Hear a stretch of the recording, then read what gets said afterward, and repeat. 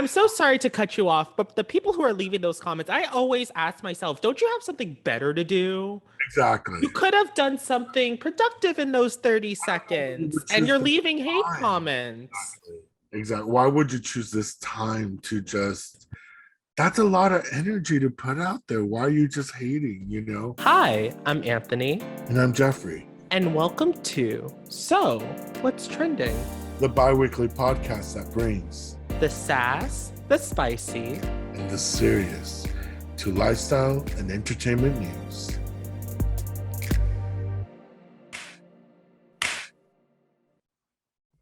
we will get it perfectly. I believe in us. We're almost there. We're almost there. We're the Are close. we? Are we almost there? Or are we just getting more and more like farther away? I guess it's a journey each time. Hey everyone, I hope you all are having a lovely day and are staying safe and healthy during this time. Thank you so much for joining us for episode 5 of So, What's Trending? I'm your co host, Anthony, and this is my co host. Jeffrey. It's so nice to have you here.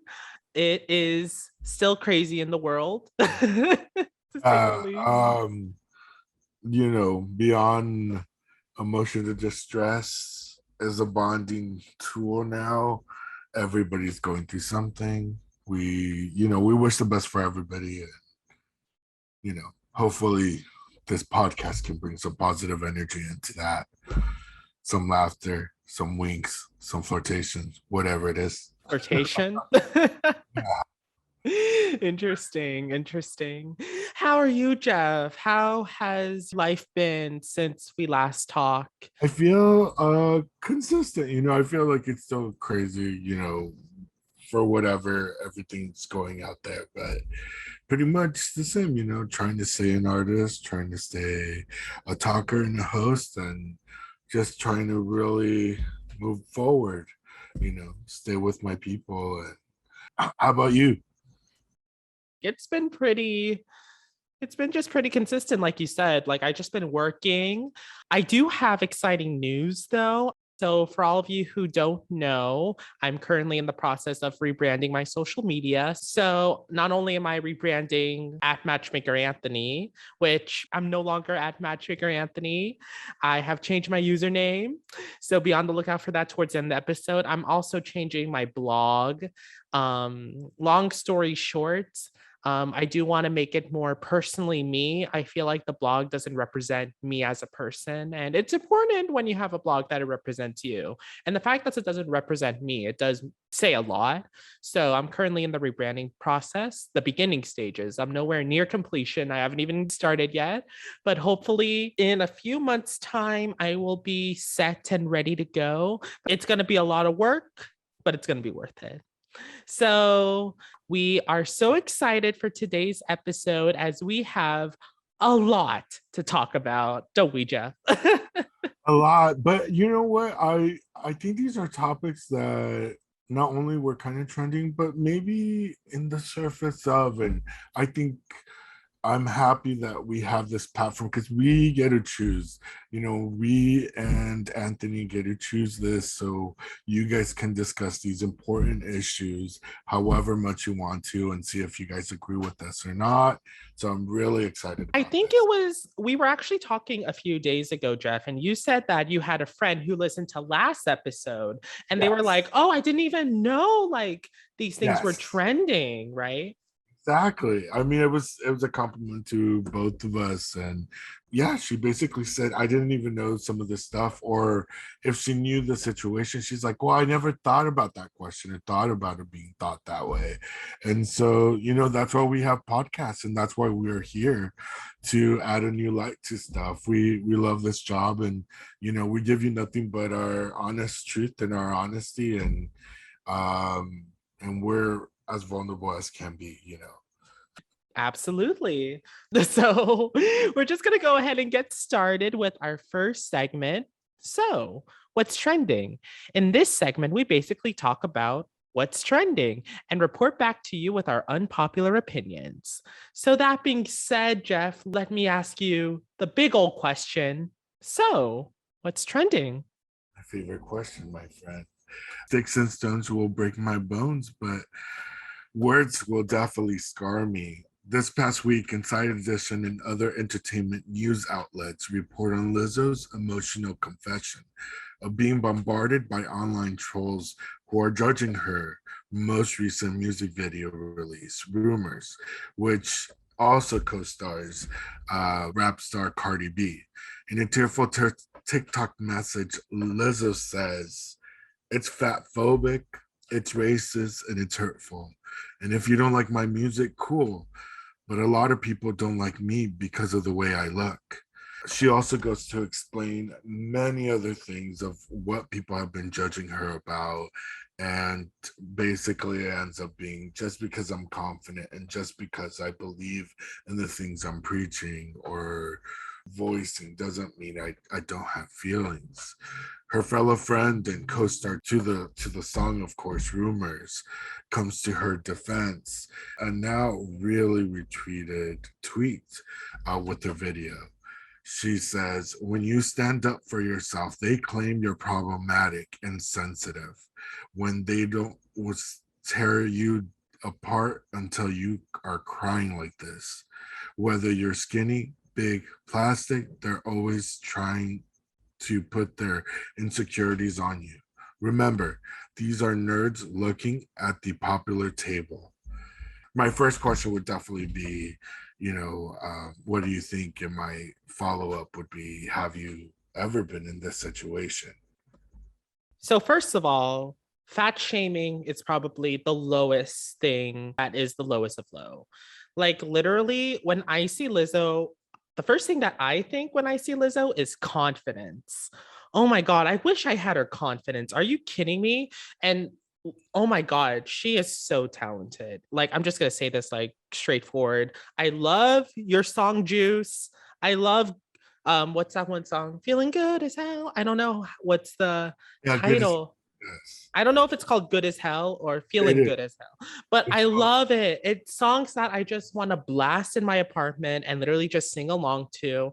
It just boggles my mind to this day that people still have to bring up her weight. So the fact that instead of listening to her music, would rather target her when it comes to weight, target her when it comes to her race, target her any way, shape, or form to bring her down. To people like that, they're just jealous of Lizzo. When people throw hate, it comes from a place of jealousy. It comes from a place of this person is so successful. How are they successful and I'm not successful? So, you know what? They're just jealous, Lizzo. Don't listen to them. We love you. We love your music. I love blasting Juice in my apartment. Don't let those people get in your way of your success because you're already awesome, girl. You are. yeah, I love her too. She writes these amazing anthems. And I want to say, as a fellow plus size man as well, I know what she's going through, and I'm Hispanic as well. So I understand both sides. I've been doing this, guys, for a very long time. I'm 33. If not only hosting, I've also done theater, I've also done acting, I've also done public speaking. And the social media game has changed everything. People think they should be so brave, and it's always without a picture. Thank you very much for your bravery and telling us the honest truth. And I think it's kind of hurtful and stupid for people to be like, to think it's funny when we say big is sexy and can be sexy, because the end of the day, you may laugh, but we get people just as much. Everybody has a preference. Nobody's going to like the same cookie cutter person. Otherwise, there would be a lot of lonely people in this world. And then they're not with you and you look good, or at least cookie cutter good, then you need to re-examine yourself, please. Get it together. And so I get it. I don't know, and I read some of those comments, it's like she had just written this song. I'm so sorry to cut you off, but the people who are leaving those comments, I always ask myself, don't you have something better to do? Exactly. You could have done something productive in those 30 You seconds, would and choose you're this leaving hate time. comments. Exactly. Why would you choose this time to just, that's a lot of energy to put out there. Why are you just hating? you can laugh and all that stuff, but I do want to say she's amazing, and I think Cardi B is awesome for standing up for her friend, and she understands it. She's been through a lot of hate too, and Cardi B is another person that I love a lot. People may hate me for that, but whatever. I love them both, and I understand completely what it is, and I want to say just because we're confident, it doesn't mean it doesn't hurt us.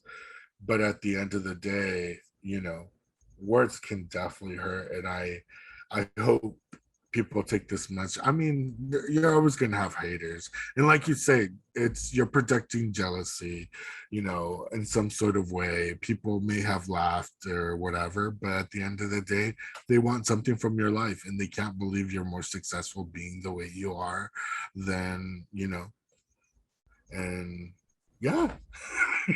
That's pretty much, it's crazy. We stand with Lizzo, we stand with Cardi. So Abso-freaking-lutely. Oh, hi. I'm so sorry to be cutting into your regular scheduled program. I am Anthony from the future, and I am coming to you live a day after the recording me and my amazing co did yesterday. And while we were in the process of editing the episode that you're listening to right now, a story has broken out today that has made trending headlines and, of course, caught our attention. So, that being said, we decided to talk about this story besides the story that you were supposed to listen to today. On top of that, my lovely co is unfortunately not here with me today as he is currently busy with a personal circumstance.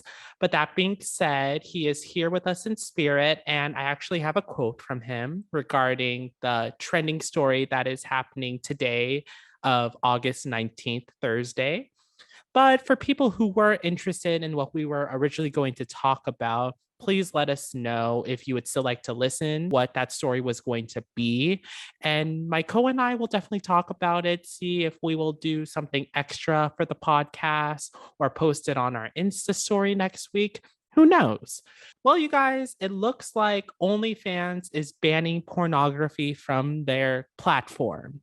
According to Input Magazine, it's a surprise move meant to protect its partnerships with banks and payment providers, as OnlyFans is banning pornography from its platform. The platform will still allow creators to post nude photos and videos, but not any sexual explicit conduct. The change goes into effect starting in October.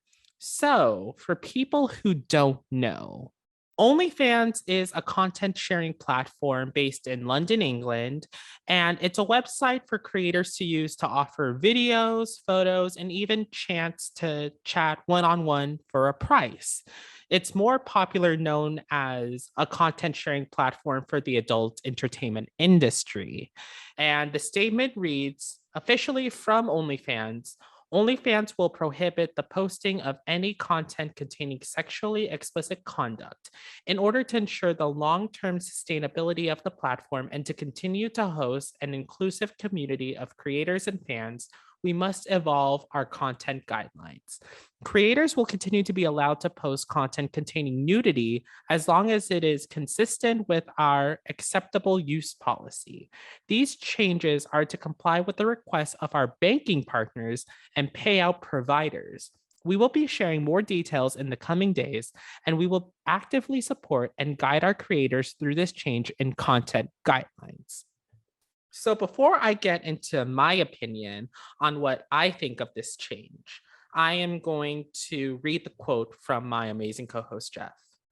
So according to Jeff, I believe that this is really unfair.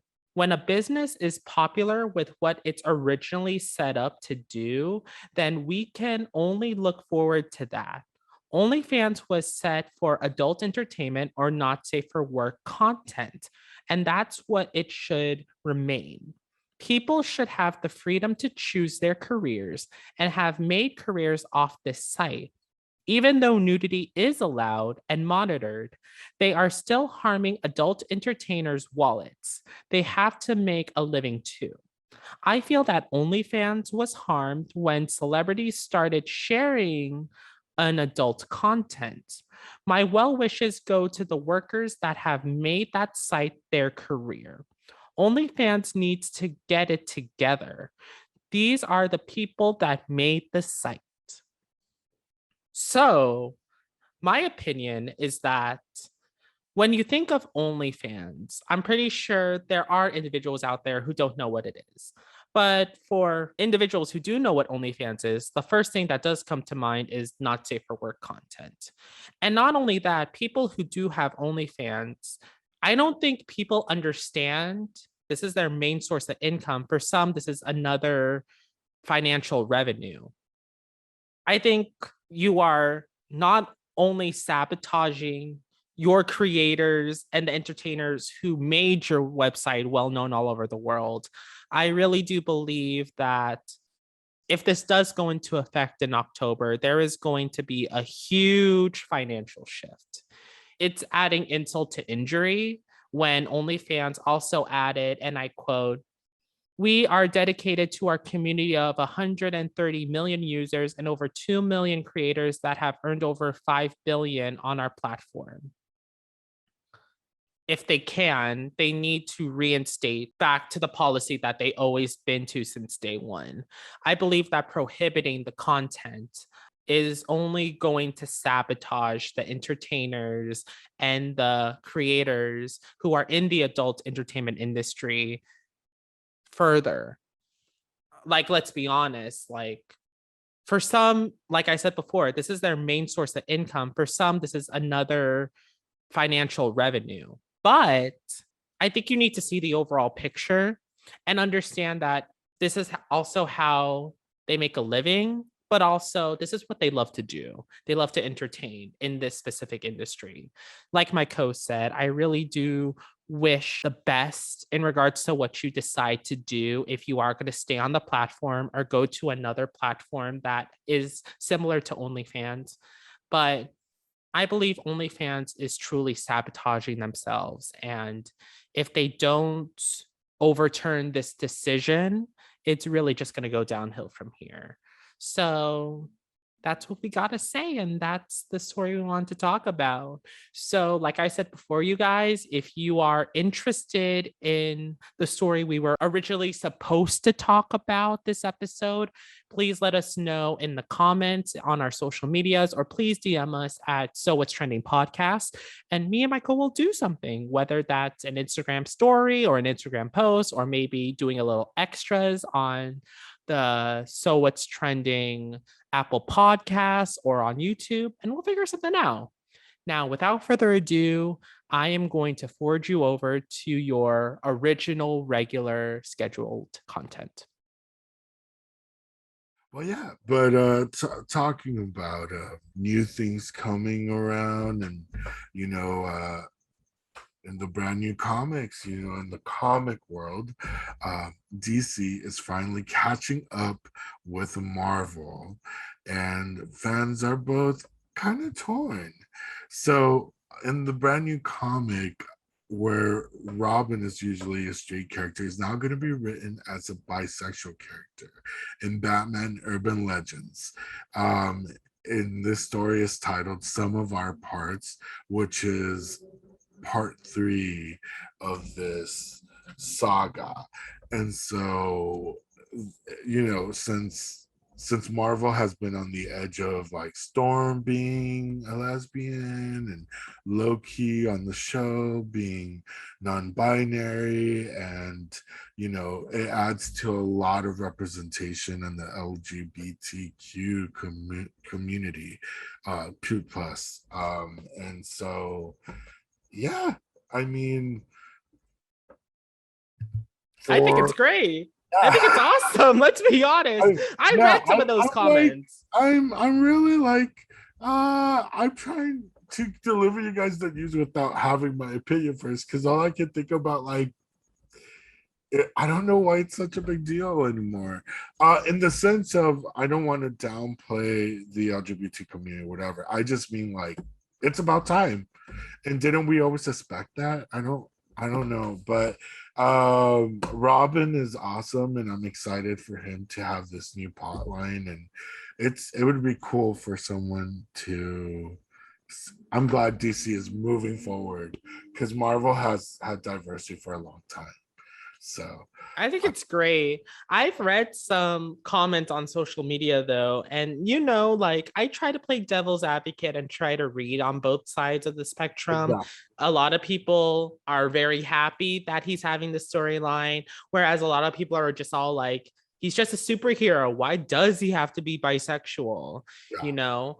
But Well, too. I've seen those comics and videos. I think, yeah, yeah. And for people who are wondering videos, yeah, me and my co love TikTok. But I think something that people need to understand when it comes to comics, if you're not a regular comic book reader, there are aliases, there are alter egos. Like, come on, like Superman is not gonna literally go to the supermarket as Superman. He has an alter ego, just like how Robin has an alter ego. But a lot of people need to understand that it's part of a plot line. I and my co know this because we studied film, we took Yeah. screenwriting classes. There's Yeah. always a main plot, and then there's always side stories. Exactly. And there's the main plot, which is, of course, Robin and Batman teaming up to fight evil. But then there has to be a little storyline to make things a little spicy. You know what I'm saying? Exactly. I'm just glad. I And think it's great. In my opinion, it yeah, was like a shock value. I'm pretty sure people reading the comments all people, like, what? yeah, I'm still, yeah, I think I'm more shocked on even like there is, very much, even from the gay community, there's some backlash. Not everybody, right? But I did see a couple YouTube videos where I was like, really? I was like, you should be so happy. Like if there was a big person or a Salvadorian person in the comic, I would be like, heck yeah. Um and so I would be happy. I mean, someone even brings up the whole like, why are we adding, gender and all this stuff to little kids? Because necessarily we're not going into detail. They're just saying you're gonna meet someone that's like this and it's gonna be okay. Like, and it's okay to be that, because they did the whole Gonzo who's kind of like, you know, non-binary or queer, and they're doing a lot of those plots now. And so I think it's a very interesting thing, and I think it's a very good thing. If I had kids, I would be okay with it. But yeah, I think, I really, really hate to be the devil's advocate here. There are certain upbringings that there's a reason why people think a certain way when it does come to like this True. form of diversity. Because at the end of the day, they are watching out for their kids. So I understand that. But I think people also need to understand that it's okay. It's Exactly. okay. It's definitely like, it's okay. It's okay. It's more than okay. It's awesome. It's awesome. I think it's great. Literally, when I Yeah. saw some of That's the what it was. photos on It Twitter, wasn't that I didn't know the story. I just didn't want to like. I wanted to give the facts before I'm saying like, "Oh, this is awesome. This is cool." And if you guys read other comics, comic books actually have been ahead of the game way before on sexuality, on race, on honesty, of a lot of things. If you guys go back in time, including Marvel too. I mean, Storm married a woman, and not so many comics ago, and so it's going to be great. absolutely. So that's what's currently trending right now. And me and my co are more than happy to go to our next segment, which is Hot Seats. In this segment, we bring you the inside scoop of the latest celebrity report cards that are going on in Hollywood today and report it back to you. So it looks like Lady Gaga's little monsters are pretty mad at her, if you ask me, Jeffrey.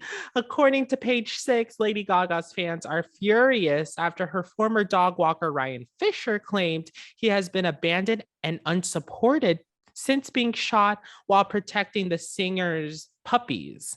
Lady Gaga offered $500,000 to find her missing dogs, but is allowing her dog walker to set up a GoFundMe because he's now homeless and still struggling with his trauma, one Twitter user pointed out. I don't expect much from rich people, but they never fail to amaze me. Another claim from page 6 chimed in saying, "What is wrong with this woman? After having her dog saved, she's so heartless not to help her dog walker." A third person on Twitter then pointed out that Gaga offered to pay Fisher medical bills, according to the Daily Mail report in March. However, the same fan later added that it should be noted his bills were $100,000, and she apparently had $500,000 to burn on a reward for her dog's safe return. So, and then it doesn't stop there, you guys. A fourth fan wrote on Fisher's GoFundMe page, "What the F, Lady Gaga? This is unreal that the person who was shot trying to save your dogs from being stolen is struggling like this. I'm a fan, but this is gross to me. How can you be so insensitive to the PTSD that he must have had from this incident?" So, for people who don't know, back in February, the singer announced a $500,000 reward for the return of her then missing French bulldogs after her dog walker was sadly assaulted and the dogs were sadly taken. And the pups were later handed in by the woman who, no surprise, was actually part of the scheme for the money. And in April, Fisher was forced to move out of his apartment while his attackers remained at large, and he also underwent surgery after being shot in the chest by the dog nappers as he tried to protect the bulldogs. Fisher shared in his new GoFundMe campaign that he embarked on a road trip across the US to work through long bouts of depression and doubt and self-pity as a result of the incident. Currently, as of Wednesday morning, Fisher has raised more than $21,000 of his $40,000 goal. So my question to you, Jeff, is should have Lady Gaga done more, or did she do her fair share? Oh, she should have done more. I still get confused when that stuff happens. Okay, I know you don't have to pay everything, but I mean, she buys $500,000 dresses, okay, and she racks up. And I'm a big Lady Gaga fan. I've seen her in concert, guys. I love her. I love her, and so this is not. I don't think it's a personal thing. I think it's just a judgment. And she's not the only one that's done this. There's a lot of other people have done this as well in the past. Celebrities or people with money or politicians who lowball people that have either saved them or need financial gain, because the truth is that $500,000, which no one got, guys, because the people that turned in the dogs were actually in on the scheme. They ended up finding out that they were part of the scheme as well. So if she has that 500,000, I think she should just reward him that. Come on. I know. Absolutely agree. Yeah, He protected those dogs and got shot in the chest. they left him there. I remember the first time the story came out, just being so like, what? I mean, literally, he jumped in front of the dogs. People saw this and it's on camera where he like leans over to protect them and they shot him in order to take the dogs away because he does protect them. And then he was left there laying and someone had to come and call 911 for him. It's pretty insane. Come on, Lady Gaga, you have it. She has like $200,000 boots and all this stuff, and we know she's good for it. I don't understand. I really do believe that the $500,000 should have gone to him because, first of all, he did all of this and he didn't have to do all of this, but he did. And the fact that he had to undergo surgery, and the fact that he's now sadly homeless, and the fact that he is literally traumatized and nothing is going on regarding this, I feel like Lady Gaga, your hero, the person who saved your dogs, you need to reward him of his good Samaritan actions. Yeah. That's the least you could have done. Yeah, I think it's great that you paid medical bills, but if it is true, Lady Gaga, that you only paid half of the medical bills, come on. We all know medical bills in America suck. Fuck. So why just give him the $500,000 and everyone will be happy? Yes, yes. Let's if he makes that 40, go ahead, give it to him, but also give him that 500,000. He needs it, girl. Get it together. Talking about someone that need to be cleansed, because I know Lady Gaga needs to cleanse her money away. But the recent news, the next hot take kind of has everybody talking. Because Jennifer Lopez, our beloved J Lo, went on a cleanse, and you know what they say, it's not official until it's Instagram official. So she has gotten rid of, not only unfollowed A-Rod, who is Alex Rodriguez, her ex-fiance, and she's now and it's all right before Ben Affleck's birthday, just to say that. But she cleansed her Instagram and even TikTok, unfollowed him, and there's no videos or pictures of him. Even some that included her mom's birthday celebration, they having a kids dance party with him. They've all been deleted. Even a chat with President Joe Biden and the First Lady Joe Biden that he was in with her was deleted from her page. You know, is my question is, are these cleanses good and necessary? I um think people need to understand that Jennifer and A-Rod, they came to the realization that they were just better off as friends and they were looking forward to just remaining so. And according to Hello Magazine, it stated that we will continue to work together and support each other on our shared businesses and projects. We wish the best for each other and one another's children. Out of respect for them, the only other comment we have to say is thank you to everyone who has sent kind words and support. So, you guys, was Jennifer in the wrong for literally unfollowing A-Rod and for literally deleting any memories of A-Rod off social media? My answer is no. As a professional matchmaker, when it comes to an ex, at the bare minimum, you can be civil with your ex and treat your ex as a fan.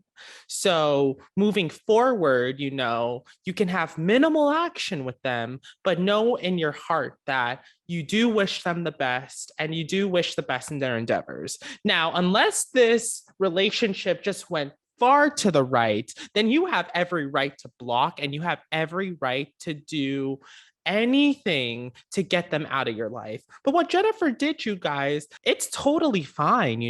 They decided to go their separate ways and they did it civilly. And it is something in which this is a way for her to move on. Something that I do in date coaching when it comes to two individuals breaking up, no matter how they broke up, I always say that you need to treat the breakup as a way of mourning their death. Now, we all know they're not dead, but I use it as a metaphor for a way for them to get the mindset that you need to move on. And this is the best way for you to move on. And the way you need to mourn their death is to actually get them off your social media. Getting them off the social media will allow you to heal and will allow you to understand that there is nothing wrong with you. There is someone special out there in the world for you, and you are simply moving on in order for you to be the best person that you can be. So, honestly, you guys, there was nothing wrong with it. It sucks. There were truly photos and memories that one another truly cherished. And there were good times.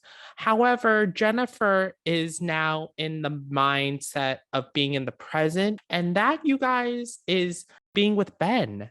And she is truly putting the past in the past in order to live in the present and in order to create her future. yeah, no, I'm 100% on board. I believe in the cleanse.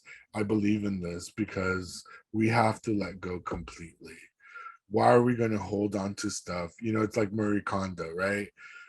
if it doesn't bring you joy, then let it go. A lot of us are holding a lot of baggage as it is. You're probably in one of the stages of grief. Yeah. But moving on from Benifer, it looks like Travis Barker is overcoming his fear of flying. According to People, Travis Barker flies on an airplane for the first time since his deadly 2008 plane crash. The Blink 182 drummer was joined by his girlfriend, Kourtney Kardashian, as well as Kris Jenner and her boyfriend for a flight to Cabo. So, for people who don't know, Travis Barker in 2008, he was a part of a really horrible plane crash, which killed 4 people and left him with third-degree burns on more than half his body. So TMZ was able to obtain photographs of him and his girlfriend, Kourtney Kardashian, as they head to Cabo on Kylie Jenner's private jet. So according to a source, they told People it's a huge deal that Travis flew to Cabo. The plane crash many years ago was extremely traumatizing. He had needed a lot of help to get to this point. Kourtney has been very supportive. She never pushed for him to fly. They have managed to travel in the US without having to fly, and Kourtney has been totally fine with it. Over a decade ago, Barker and his longtime collaborator, Adam Michael Goldstein, survived after their plane crashed shortly after takeoff as they were leaving South Carolina, where they just played for a show. And the musician had a long road to recovery, both mentally and physically. So I'm pretty sure me and my co have the same thing to say when it comes to this whole ordeal, which is Travis, you're so brave. Yeah. That's traumatizing. Are you kidding me? Yeah, I would literally, like, if I had to go overseas, I'd be all like, can I take like a submarine or something?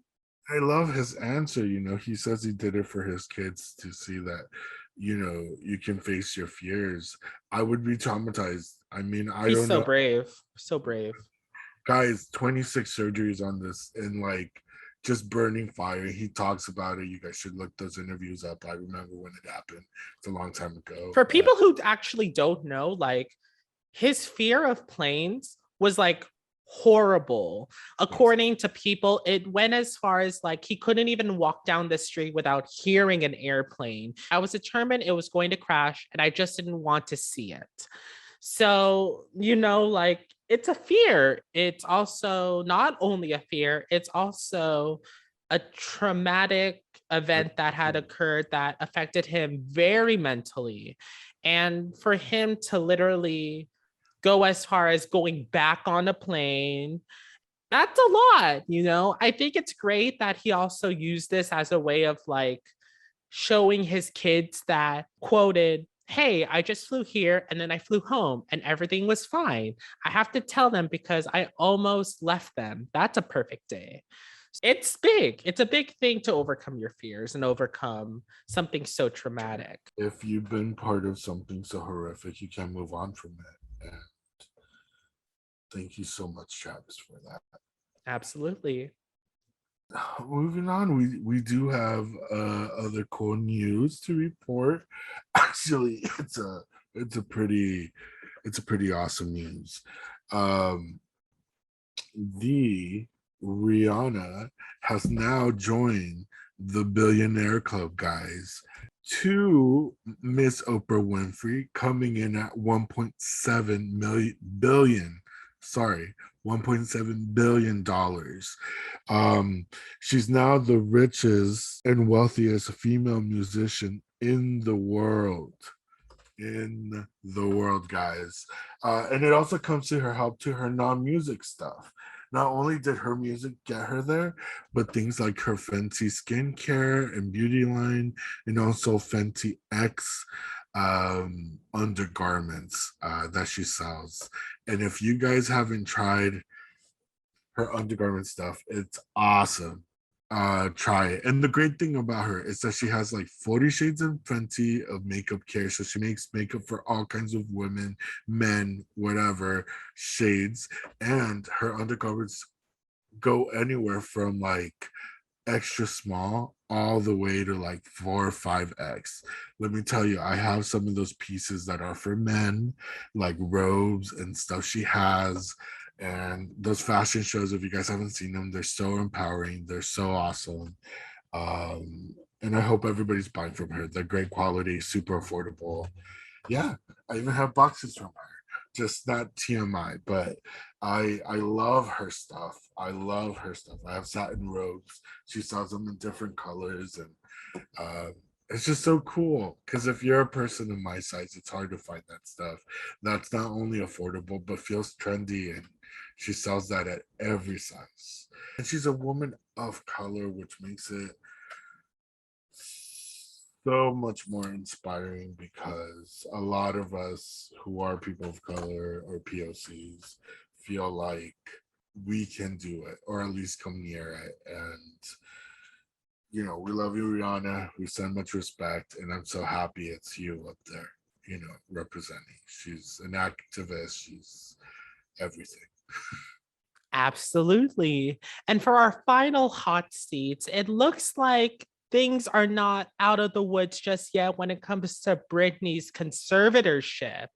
It looks like Jamie Spears is still fighting to stay on as a conservator. According to the LA Times, Britney Spears' father won't leave without a fight. Despite saying he would step down, Jamie Spears is fighting to stay on as a conservator of Britney Spears' estate, despite saying in a filing last week that he would agree to step down if certain conditions were met. So, as you all know, me and my co posted a few weeks ago that Jamie Spears stepped down. However, something that was lost in translation was the petition filed last Thursday actually asked the judge to deny the pop singer's July 26 petition to get her father out of her business. Last week's document was not itself a petition for acceptance of his own resignation, said attorney Matthew Cannon, who is of counsel with the national law firm Greenspoon Martyr and a certified specialist in estate, trust, and probate law. It's actually an objection to being removed from the conservatorship. Jamie Spears' filing argues that he needs to stay around at least until approve of the so-called 12th account financials from the year 2019 is complete, along with final accounting of the estate up to whatever date he would step down. I'm pretty sure y'all don't want to hear us repeat it, but we're going to repeat it anyway. Britney needs to be rescued. I'm not really going to go into detail because y'all can just listen to episode 1 and episode 3 on my views of Britney. But basically, she is being controlled by her father. This is just allegedly from me, you guys. It's just my personal opinion. There's a lot of things that she's not allowed to do. And I just think that Jamie Spears needs to just get the heck out. Go away already. Yeah. Yes. Yes. Yeah, I mean, I just feel like we're better. And the reason I think we felt this was important is because it was such a big movement. He just doesn't want to go. For him to say he wants to step down is a big deal, guys, because he wasn't even wanting to do that because he knows how much it would harm the pay that he actually is getting. And so I'm excited for her lawyer. I'm excited for everything that's happening. Also, yes, make sure to check out 1 and 3, like my co said, and to find more of our opinions. And I can't wait till this is done. Just let her be Britney Spears. Yes. So she doesn't have to do any more topless Instagrams. My God. Well, that's it for Hot Seats, you guys. But we are going to wrap up this episode with a special news segment that we are so excited to present, which is what we wish we knew in college. As college graduates, there were a lot of things we wish we knew. In this segment, we give our advice and opinions to new and current college students in an effort to prevent them from making the mistakes that we made. So I'm pretty sure you already know, Co, but a lot of Cal State and community colleges are having in-person fall sessions. So that does mean that new upcoming freshmen are going to be new to the campus, and current students are going to be back on campus this fall term. So, my question for you is, what is any tips or advice you would give to the new upcoming freshmen? My advice is simple. I think there's two tips. My first one is in college, you are able to finally learn how you learn and how you study. Find that out, and it makes your life and your future career and your future work life a lot easier, because there's tools like tests and things, and uh, just methods for you to learn, and find out what really makes you get those better grades. That's my first tip. I have ADD, and I'm a very much Aquarius. I'm very much a thinker, and so learning how to stay focused can be kind of hard for me. So I had to learn how to balance all of that. And whenever I take that test, it's like I'm all three. I'm an audio, I'm a visual, and I'm kinesthetic. So that means it takes me 3 hours more longer to study what you're studying. Doesn't mean I'm not smart. It just means for it to stick in my head than what you're studying. Because there's a lot of people that can do one thing, and it's true. I have to like write it down, say it out loud, look at it.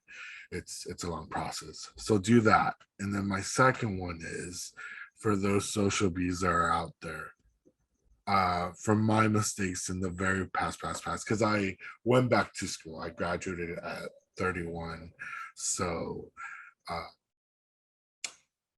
because my beginning college stages, I thought it was more important to party than it was, and to work, because I thought that was awesome, than to actually focus in school. So, if you're going to do that, if you're going to be social, don't believe anyone. You can do it all. You just have to learn how to balance it and make sure you're making those wise decisions. Okay. um School is always more important, trust me. You want to finish earlier than later. It's a little bit harder.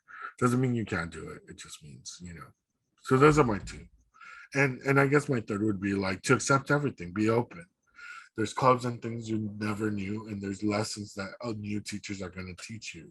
Maybe that's going to teach you on the direct career you want to go or need to go to, or ask questions for. Ask questions. A lot of people don't ask questions. Go to your advisor, ask them, be open. Love it. Absolutely. So, this question really hits home for me because I actually have a niece who is going to go away to college up in NorCal. Very exciting. I hope she listens to this podcast for this advice. But my biggest thing when it comes to college and being so new to college is, don't be afraid to find time to learn new things.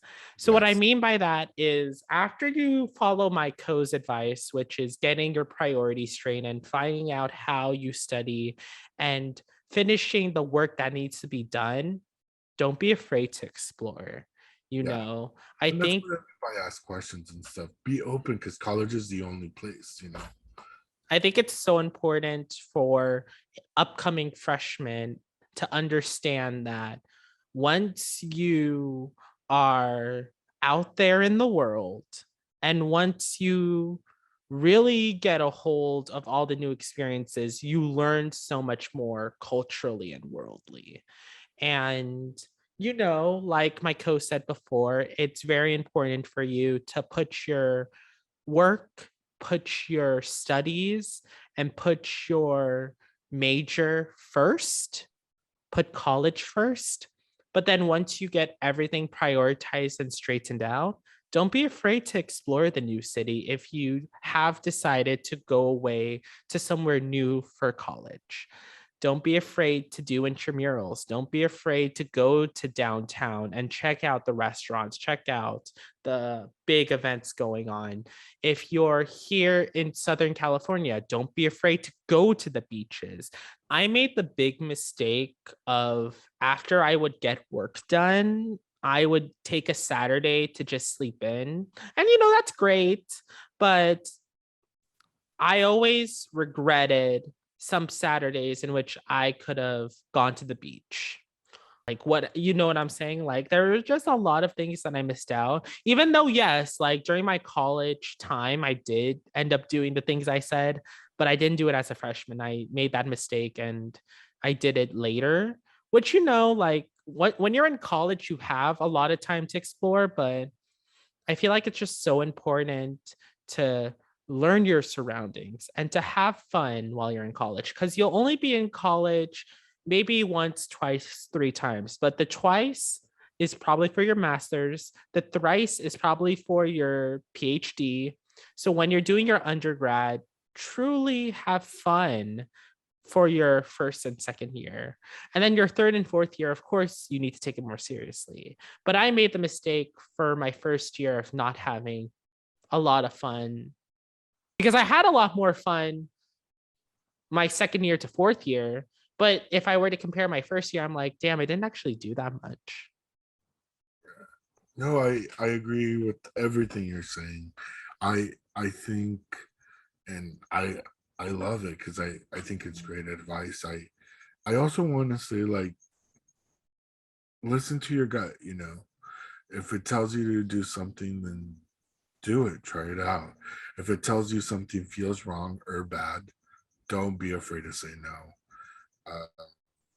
And I think that's the most important thing I learned, because I do think it's important to explore, like Anthony says, your first time, because your gut is going to tell you. Not only like in the campus, like don't be afraid to go to your student union and go to the different cultural clubs, but even outside of college too. Like don't be afraid like to go to a beach you never been to before.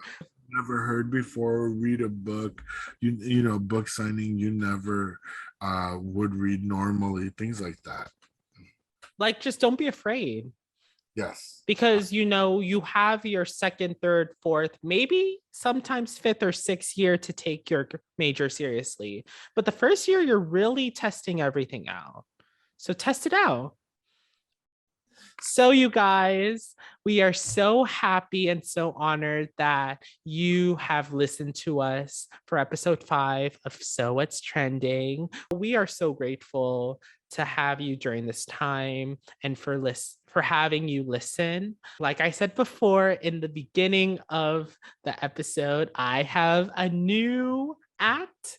So first of all, if you're not following us already, please go follow us at So What's Trending Podcast. And if you want to follow us personally, don't be afraid to follow me at my new at Anthony Canapi. That is Anthony Canapi, Canapi. And don't be afraid to follow my at JEFFA Valdivieso.